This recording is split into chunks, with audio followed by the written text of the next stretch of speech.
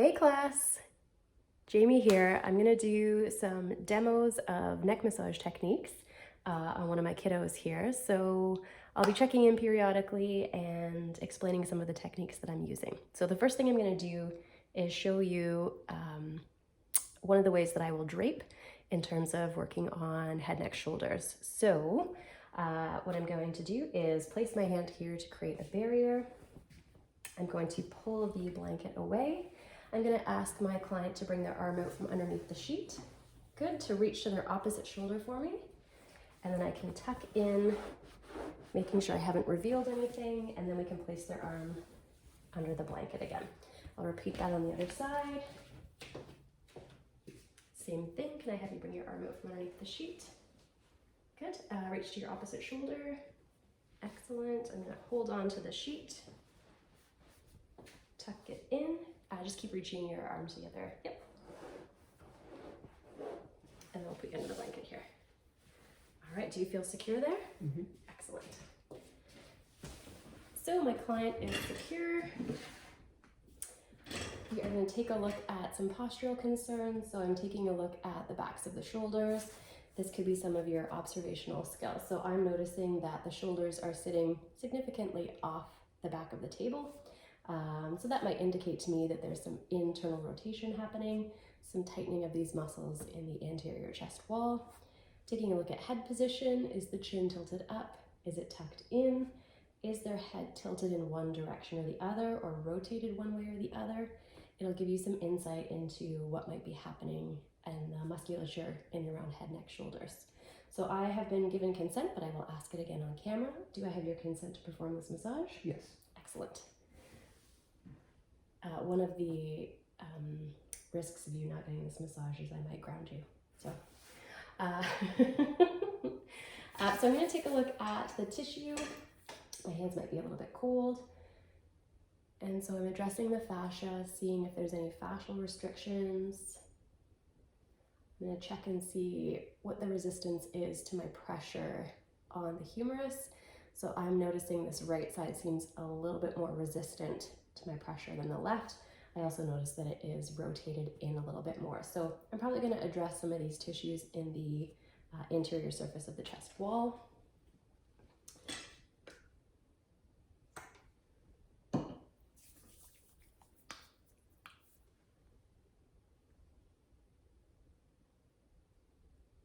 So we're doing a brief overview of some techniques. As semester 6 students, you guys probably know most of these, so I'll just go over some that might be new to you or things that maybe you want to incorporate into your practice. So I'm just warming up the tissue. Does that pressure feel okay? Mm-hmm. Okay, and you can let me know if it's too deep or you want more pressure. And you won't be grounded, I promise. Do you notice a difference from right to left? Does that feel any more intense than the left side? Mm-hmm. It does a little bit? Okay. So you can check in with your client and see if they notice a difference from one side to the other, if you've noticed a difference. It'll, again, just give you some direction as to where you maybe need to spend some more time. So I'd continue working on the muscles, sort of the upper part of pecs, subclavius just below the collarbones. We've also got scalenes that are attaching onto the first and second rib. Sternocleidomastoid, lots of musculature across the front of the shoulders here. We may also take a look at some of those attachment sites at the humerus. Is that pressure okay? Mm. We've got deltoid. We can work on some of those tissues. And then some of the posterior attachments of our rotator cuff muscles. And noticing there if there's any tightness or tension.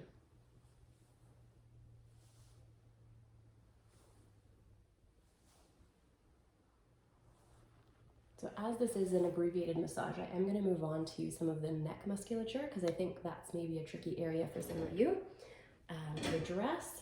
So I'm just going to have you lift your head for me for one moment. I find it a lot easier if I can get longer hair out of the way when I'm treating, yet you can let your head relax back. So I'm going to use my towel, and I do keep a clip on hand, which is sanitized between each client. And we're just going to make sure that we're not getting our client's hair tied up in the massage. So now I can see a little bit more clearly the tissue that I'm going to be working on. So we're going to address the right scalenes, SCM, suboccipitals, paraspinals. So I'm applying the lotion, and if we are adhering to the principles of massage, we're going to do our general, specific, general. What else have we got? Superficial, deep, superficial, general, specific. I think I already said those ones. Let me repeat that. I did write them down so I didn't mess up. Proximal, distal, proximal. We've got superficial, deep, superficial, general, specific, general, and periphery, center, periphery. So I am just starting just more generally on the muscles of the neck. I'm making sure that my pressure is not too deep to start and that I'm directing my pressure inferiorly towards the heart. I'm not trying to pull things up towards the neck. So I'm letting off some of my pressure as I move up and pressing more firmly as I move down. I am working bilaterally, but I'm going to shift here in a moment so that I can focus on the right side of the neck. So I'm just gently taking my client's head and neck and supporting it with my forearms. I'm going to gently lift and rotate them to the left so that now I have access to more surface on the side of their neck. And I tend to use my thumb. Again, just let me know if it's too much pressure, okay? And I start to work proximal, so closer to the skull, and I'm going to work my way distally down the posterior scalenes, erector spinae, traps. There's lots of musculature that sort of lines up in this area. And then I'm going to return to the top, maybe shift and work a little bit more medially into those middle scalenes. And I think the key with neck massage is keeping your techniques nice and slow. This is going to feel a little bit odd for a moment, okay? If I'm just sort of doing this, how does that feel for you? Not good. Not good. So keeping in mind that you want these techniques to be nice and slow and relaxing and sedative. There's not very often that we need to be doing stimulating techniques to the head, neck, and shoulders. So take your time, notice what you're feeling, checking in with your client. And then I'm moving again with my thumb onto more anterior scalenes. Being mindful, I don't want to close off the neck flexor muscles or the throat of my client, so I'm not going to sort of reach all the way around and work through here. When I get down to the clavicle, I'm moving medially to laterally and just sort of outlining the superior surface of the clavicle because we have lots of attachments that come through that area. So I'm just going to slowly, using my fingertips, place a little bit of pressure in there and do a little bit of a rocking motion back and forth. And I'm checking the attachments of scalenes that are going underneath or deep to the clavicle and attaching onto the first and second ribs. So I'm just slowly moving back and forth. How does that feel for you? Good. Okay. Sometimes your client might experience a little bit of like a tingling or nervy kind of sensation, so you'll need to lighten up your pressure, but you will notice that you feel the different tendons of the scalenes as they travel deep to the clavicle. So you're just taking your time, and then you can do some flushing work, interspersing that with your deeper work so that your client has a little bit of a chance to rest and their body can process what you've been doing. And then moving back up. So you don't have to hyper-focus on one area for an extended period of time. You can move around the head, neck, shoulders and address different areas and give your body's client time to acclimate to what you've done. Is that feeling okay? Mm-hmm. Okay.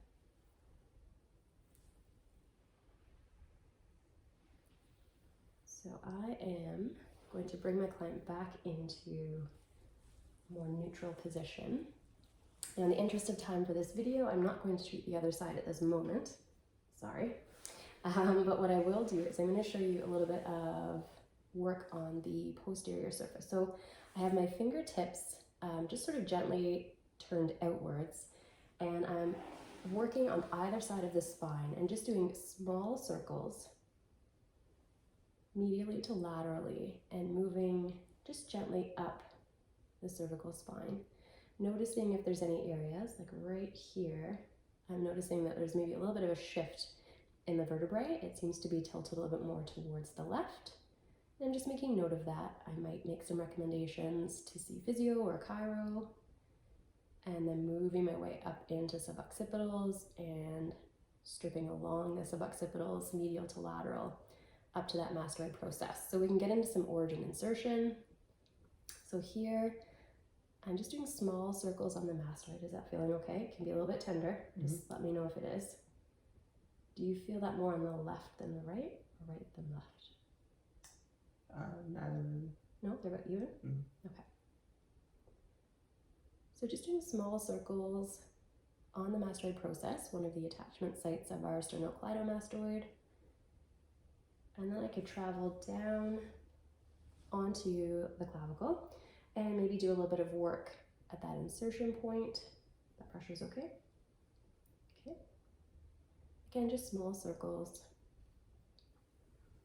And then moving back up. I'm going to move into posting or Golgi tendon organ release of suboccipitals. So I'm just gently sliding up back of my client's neck, and just stay relaxed if you can. I'm going to lift your head, but you don't have to help. And I'm going to gently lift, placing my fingertips right in the sort of base of the skull. And I've got my forearms on the table, so I'm not trying to do all of this with just my fingertips, but I do have my fingertips up into the base of the skull. I'm just gently tractioning them towards myself as well. And what I'm feeling for here is when the tissue starts to release slightly. So there's a bit of a softening in the tissue. And this can take 10 seconds, 15 seconds, 30 seconds, a minute.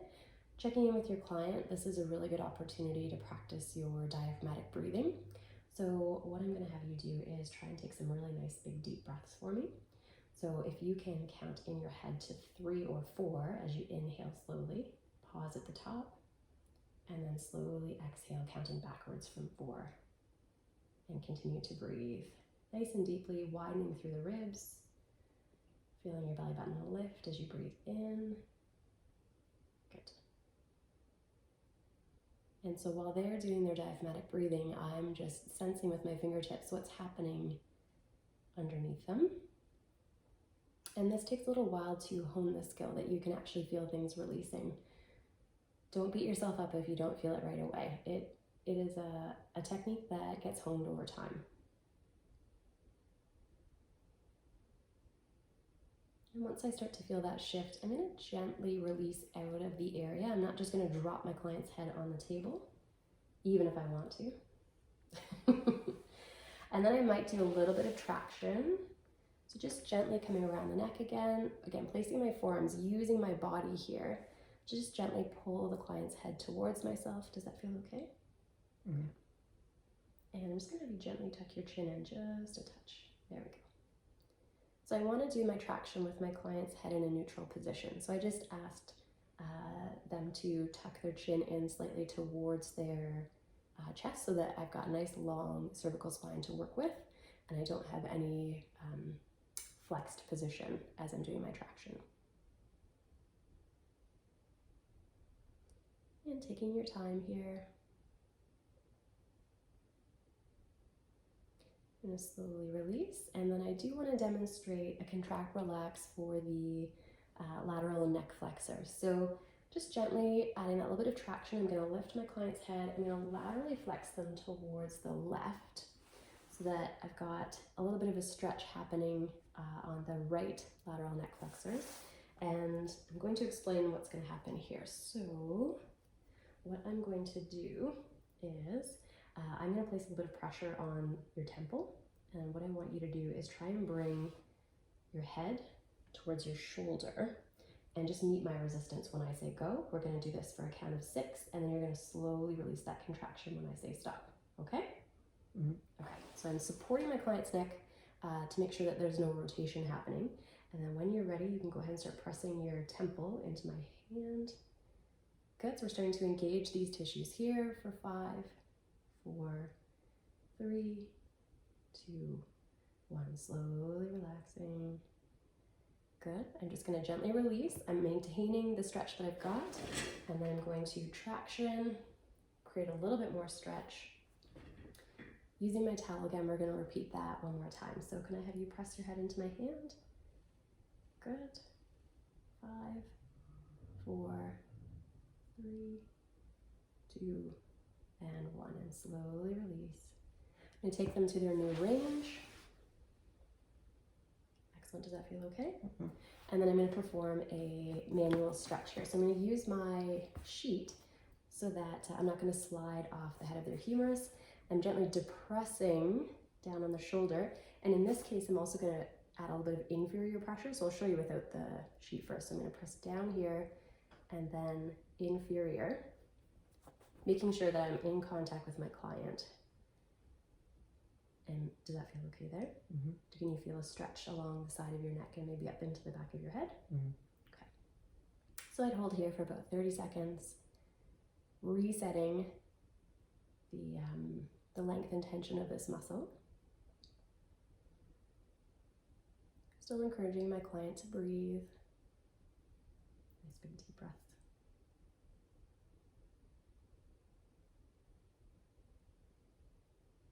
And then slowly releasing that stretch. I'm going to gently bring them back into neutral. Maybe add a little bit of traction again. And then I repeat on the other side.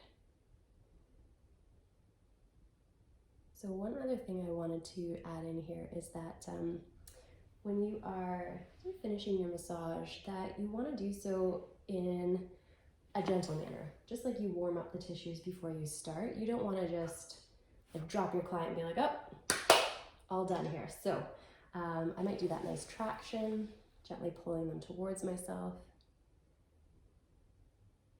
And then if it's okay with them, is it all right if I do a little bit of head massage? Mm-hmm. Okay.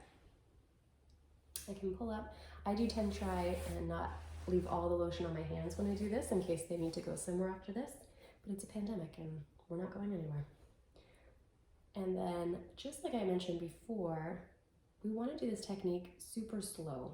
So we're not trying to like use their head as a scratching post. It's slow and gentle and mindful when you're performing this. You want to think that you're translating that calming energy into your client. You may not find that in a textbook, but that's something I found is that energy that I'm putting into my hands, into my client, needs to reflect what I'm trying to accomplish. So in this case, I'm trying to elicit a parasympathetic nervous system response, so that rest and digest. And if I'm moving erratically or they can sense that I'm rushed, that's not going to translate very well through my hands. I'm just taking my time here.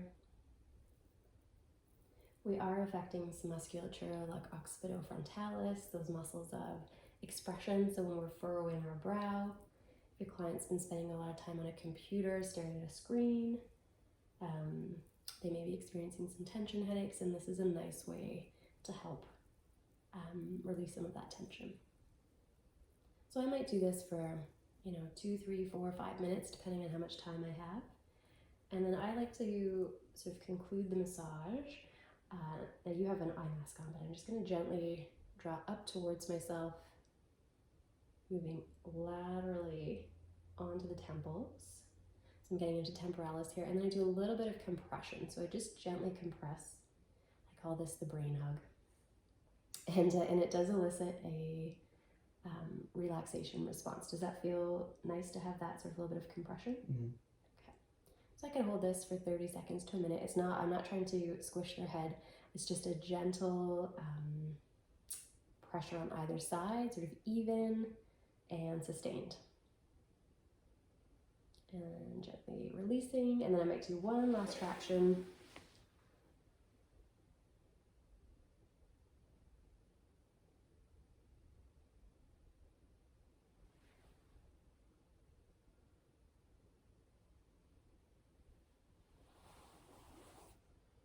And then I might conclude the massage. So I would check in with my client, make sure they feel okay, remind them that they might feel a little dizzy or lightheaded when I get off the table, so to please take their time. There is a towel available for them if they'd like to wipe off any lotion, anything else that they might need, or any questions they have before I leave the room. So I make sure that they feel confident in getting off the table before I leave. That's it for head, neck, shoulder. I hope this gives you some ideas or some insight, and we'll be talking about this in class today. All right, thanks guys.